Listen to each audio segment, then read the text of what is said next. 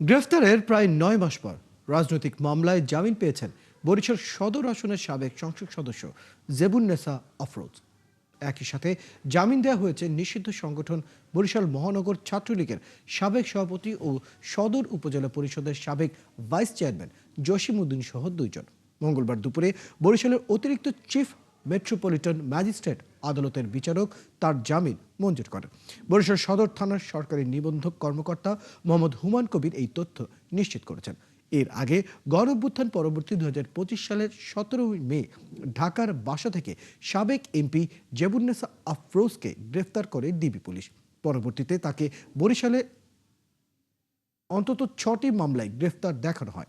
সেই থেকেই বরিশাল কেন্দ্রীয় কারাগারে ছিলেন জেবুন্নেসা আফরোজ।